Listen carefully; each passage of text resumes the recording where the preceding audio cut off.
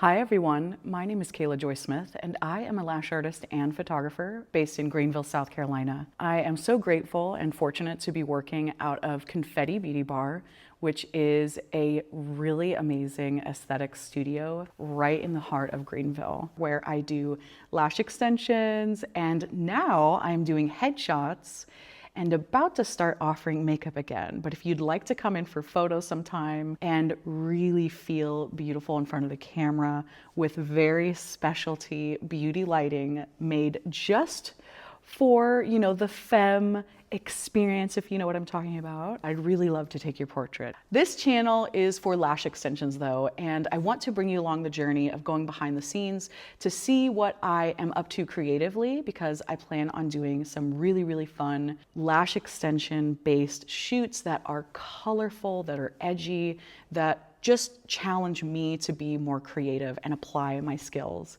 such as makeup, lighting, the photography, retouching, and then being able to share that with the world. That's just one really cool way that you can feature your portfolio as a lash artist. But this video today is about my beginnings as becoming a lash artist and kind of how I got to here. What this video is going to be today is just going to be the story of how I became a lash artist. I've been a lash artist now for about 8 years, so it has really been quite the journey. Let's just jump into it and let's go back several years to when I was doing photography as a 13-year-old kid. I had my own business from the age of 13 until 25 doing photography, and that's when I decided to retire. But all of that time, I did professional shoots with random strangers all over the United States, and that truly did begin when I got my first camera because I fell in love with it. It felt natural to me, and it was like the perfect amount of learning and applying myself. But also you can make profit from working with people and doing photography. So it gives you that creative and financial kind of gain.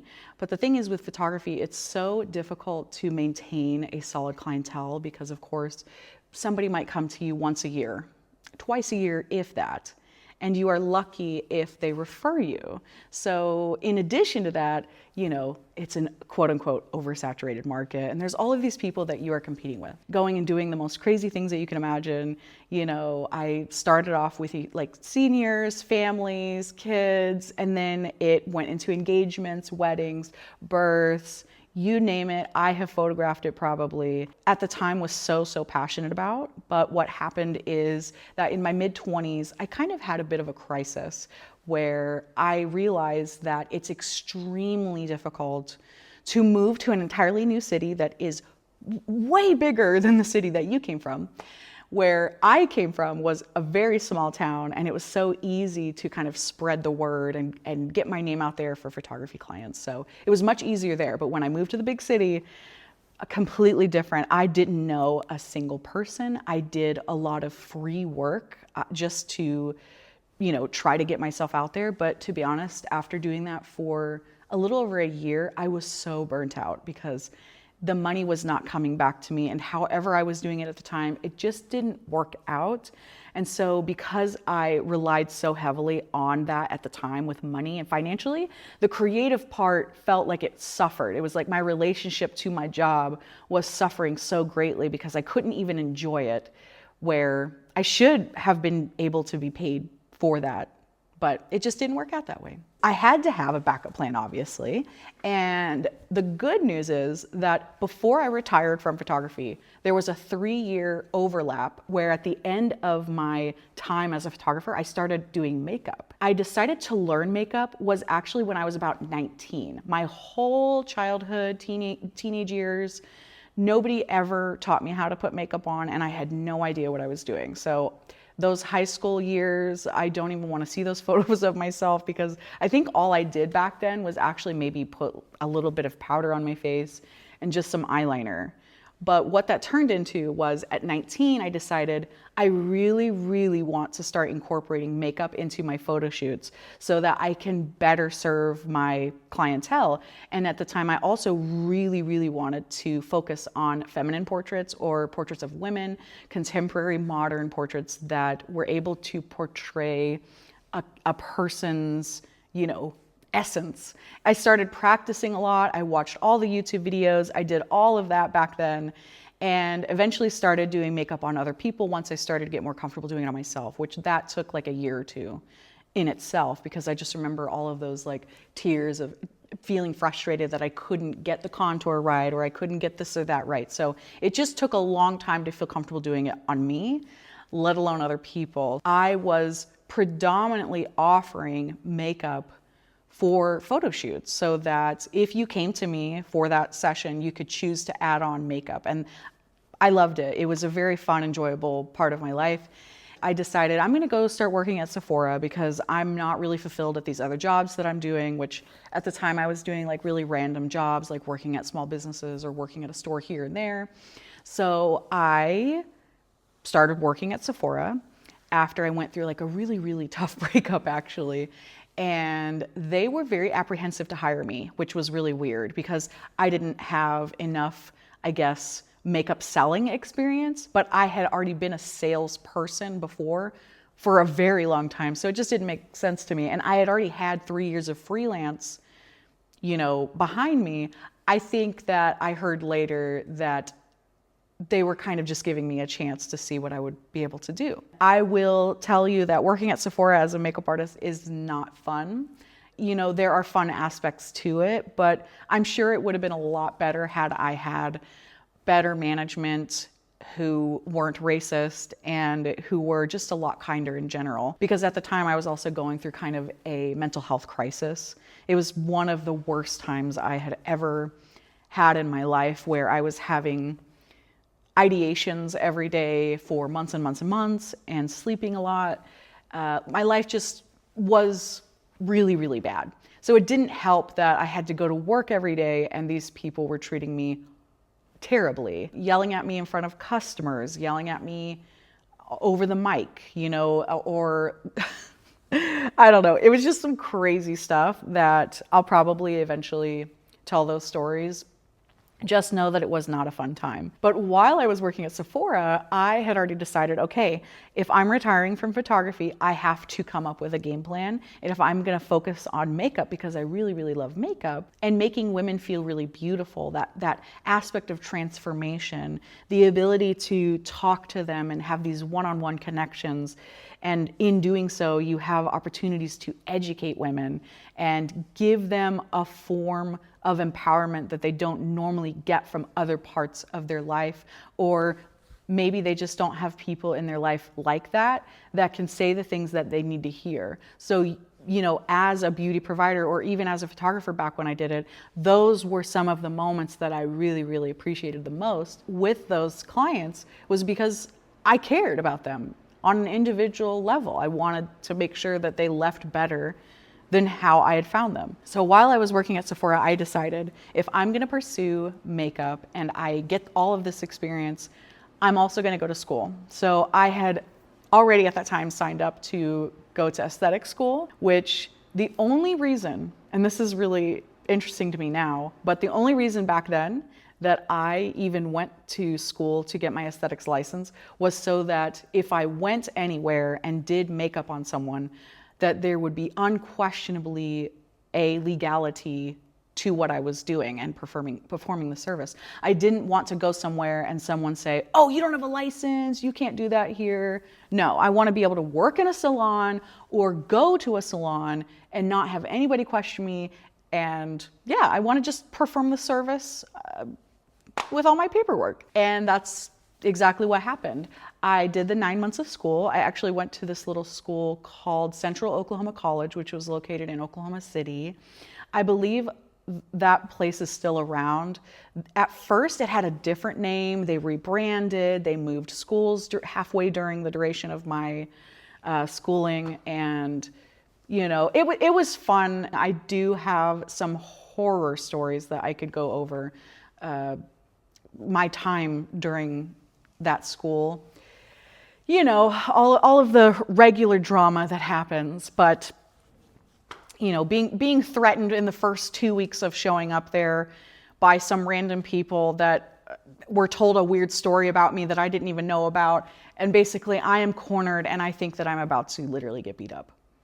That was just one of them. So it wasn't exactly the best time ever, but I got through it. And anybody that goes through aesthetics school, like a night class, let me just say, maybe even a day class too, but either way, if you have a job and you're going to school at the same time, or if you have a family and you're going to school at the same time, it is the biggest sacrifice in the world to be able to do that. I commend anybody that wants to further their life to be able to achieve more than what they are sufficed with now, which could be something mediocre. You know, you deserve to be able to go off and do your own thing and have that backing behind you, that foundation. I graduated out of school, I believe it was like April 2017, and then immediately signed up to take my test. I was able to test within a month, and then another month later, I was able to get my license. I passed with really great scores. I can always go back and find that video for you guys and upload it. It's actually really cute. The day that that mail arrived, I knew that my results were in there, and I was able to film myself opening it and reacting to it. And in that video was my old doggie that passed away just a few years ago, but she was still alive and she was in that video, and I just really, really love that video. But I passed, everything was good. How did I get into lash extensions though? I did not think that I was gonna be doing lash extensions necessarily. So I believe there was like this, before I started renting that room and after I got my license, there was several months actually that I didn't do anything with aesthetics. I was still going from job to job trying to figure out like, okay, am I ready to break off and go do my own thing yet? Or do I just need to stick around and do this? So I believe I was working at a call center, and this was at the end of 2017. I was working at the call center. I got really, really sick at one point, and I think I took a leave of absence where they gave me like a week off. And then as soon as I was supposed to go back to work, I just told them, I was like, hey, I really don't think this is working out. Like, I had already worked there for several months.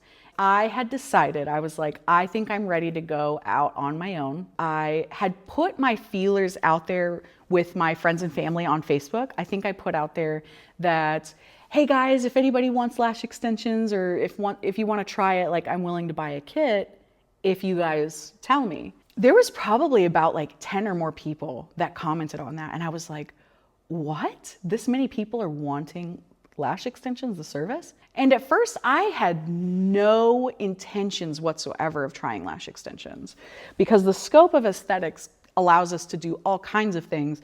And we were shown lash extensions in school just for one day. But I knew that I never wanted to do that. Like, I felt in my body, I was like, I don't think that I would be able to do that well. I don't think that, you know, I just don't think I would be good at it.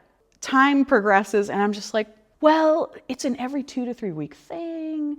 You know, maybe I could learn if, I don't know. I was just willing to try, because strategically, when you think about lash extensions, it makes sense. It's kind of easier to build up a clientele with lashes versus someone that is, for example, trying to build up their clientele with hair.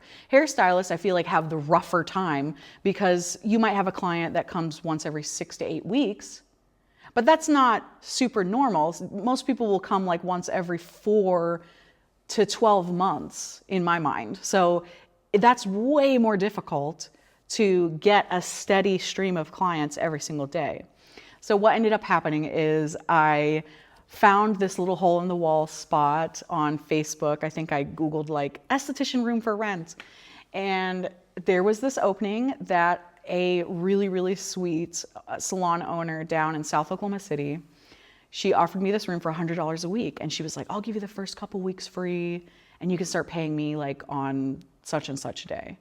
So I was like, holy crap. I mean, I had only looked at her space. I went in person, looked at it, and I just thought, this is perfect. Even though it was 30 minutes away from where I lived, and even though I worked clear across the city, and I would have to literally go from one, like back and forth to take clients and all of that stuff, but I took the room. I took the room, and it was amazing. It was just this little hairdresser who was a little bit older.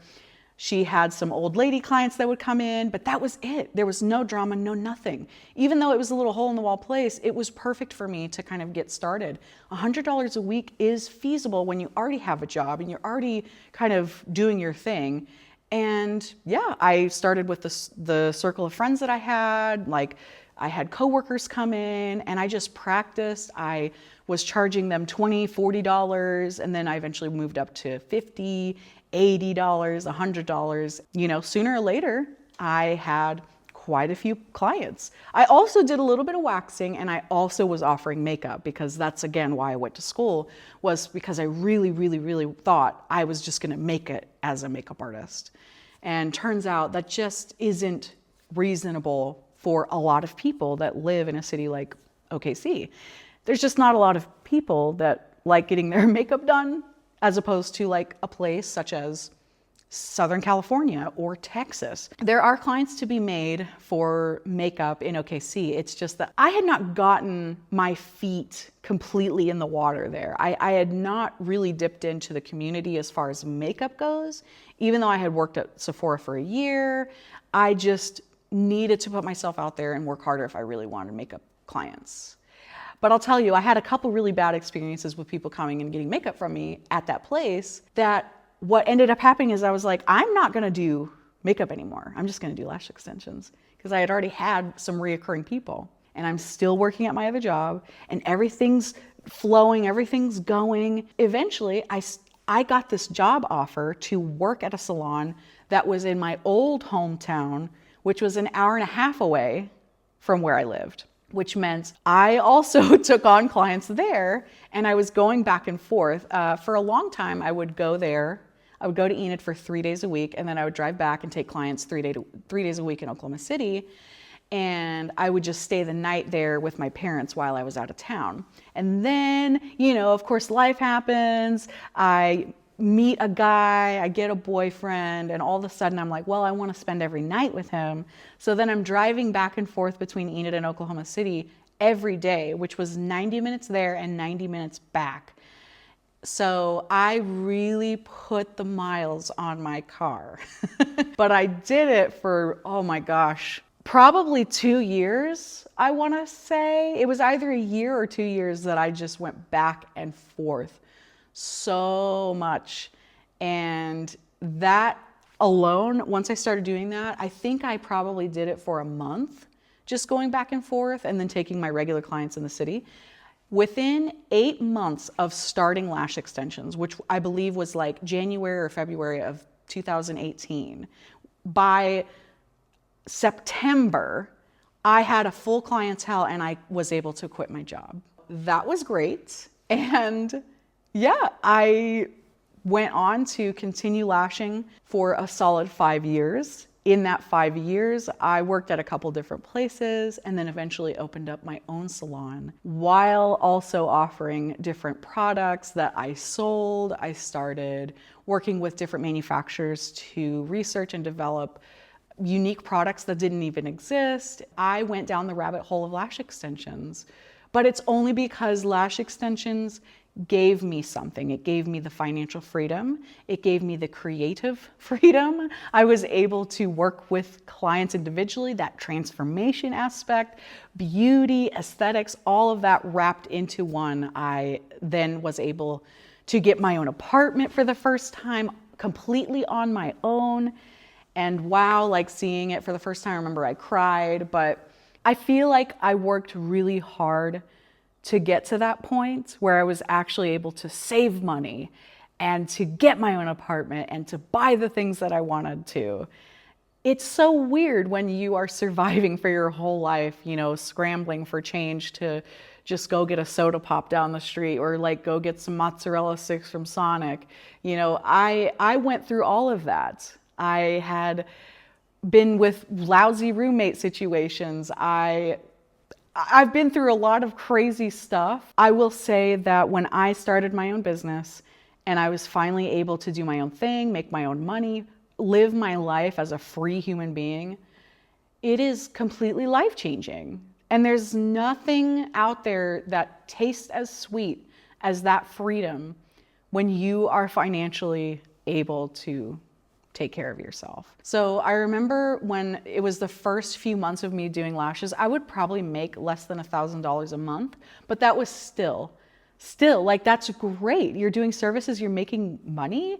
And then by September, I remember specifically that I was making on average $3,000 to $4,000 a month just from taking the clients, in Oklahoma City and some in Enid. So it wasn't even like a completely full book. When I was at my fullest, and I was, of course, taking 100% of my own profit, it's not like I was making commission or anything. When you're taking all of that money and you're making like $100 a fill or whatever it is that you price, you are making $500, $600, $700 a day, and you are able to feasibly make $7,000 a month.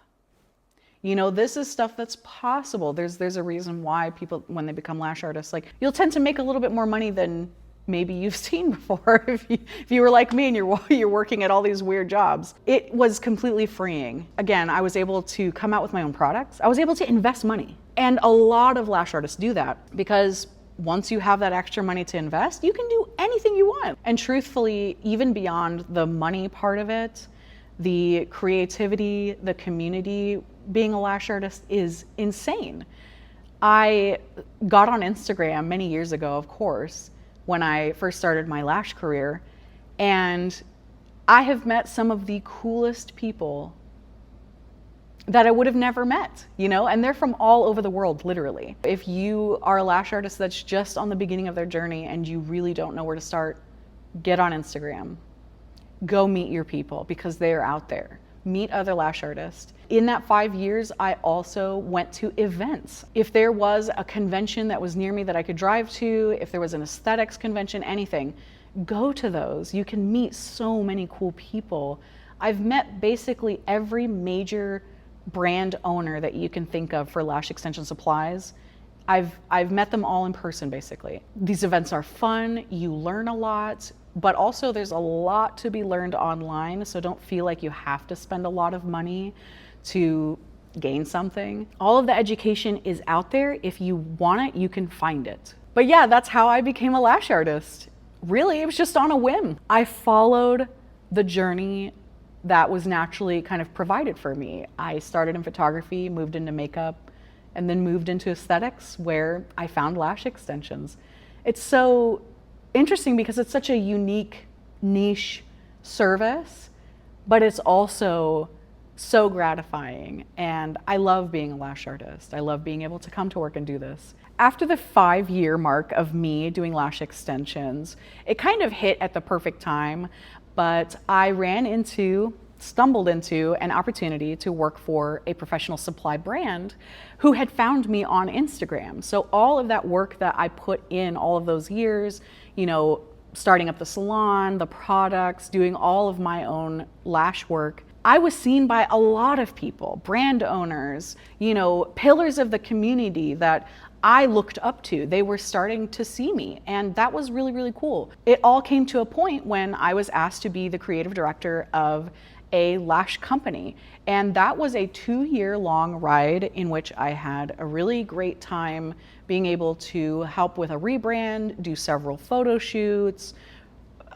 come up with the coolest packaging ever, and continuing to learn and grow as a content creator, artist, and graphic designer, because that's just in my nature. I'm an artist. I do all of those things anyway, and I've been doing it for years for my own businesses. So it felt very, very natural to come in and take the lead for so many aspects of that business that I really do feel proud now of the work that I did.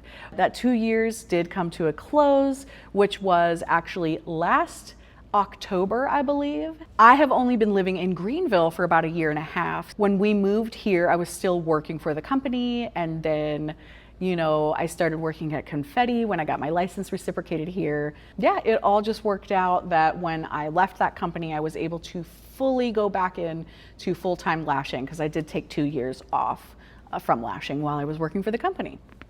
And you might be asking, what brought you to Greenville exactly? So my boyfriend and I met in Oklahoma City, where he was there for a job. My boyfriend used to live in Seattle for a little bit, and then the company he was working for sent him to Oklahoma, where I lived. When he was there for his job, that's how we met. When we decided to move to Greenville, it was actually just based on the decision to be closer to his family, which all of his family lives here. His dad was just on the cusp of, unfortunately, passing away due to his congestive heart failure. So when we moved here, the end of that summer, I believe it was 2024, his dad did pass away February of the next year. So we were able to get here just on time to be here with him and, help take him to his appointments, be there with him in the hospital every single day until he finally passed. So that is why we are here. We love it in Greenville. I always wanted to get out of Oklahoma, so this really does fulfill all of my dreams that I needed, was to just get the heck out of Dodge and do my own thing. And now we're here, and that's how I became a lash artist.